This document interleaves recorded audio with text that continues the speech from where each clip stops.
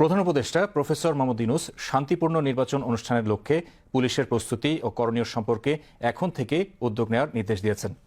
আজ স্বরাষ্ট্র উপদেষ্টা ও সংশ্লিষ্টদের সঙ্গে অনুষ্ঠিত এক সভায় তিনি এ নির্দেশ দেন। প্রধান উপদেষ্টা গত সোমবার মাঠ পর্যায়ের পুলিশ কর্মকর্তাদের সঙ্গে বৈঠক করেন। ওই সভায় কর্মকর্তারা তাদের সুবিধা ও অসুবিধার বিষয়ে প্রধান উপদেষ্টাকে জানান। এসব সমস্যার সমাধানে কি করা যেতে পারে তা নিয়ে আজ এ সভা অনুষ্ঠিত হয়। সভায় প্রধান উপদেষ্টা আগামী নির্বাচনের প্রস্তুতি গ্রহণ সহ তৃণমূল পর্যায়ে যে সকল পুলিশ কাজ করেন তাদের কল্যাণে কয়েকটি বিষয়ে দ্রুত ব্যবস্থা নেওয়ার নির্দেশ দেন।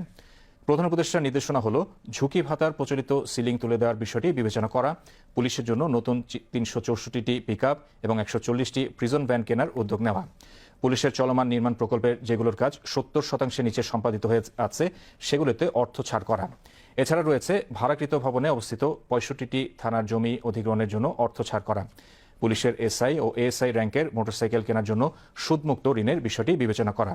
সভায় প্রধান উপদেষ্টা জানান, কর্মসম্পাদনের ফলাফলের ভিত্তিতে জেলা পুলিশকে শ্রেণীভুক্ত করে যাদের পারফরমেন্স অপেক্ষাকৃত কম তাদের কর্মক্ষমতা বাড়ানোর ব্যবস্থা করতে হবে। শাইনি চুলে এখন হবে সব হেয়ার স্টাইল। সিল্কোর দ্বিগুণ শাইনি চুল প্রতিদিন।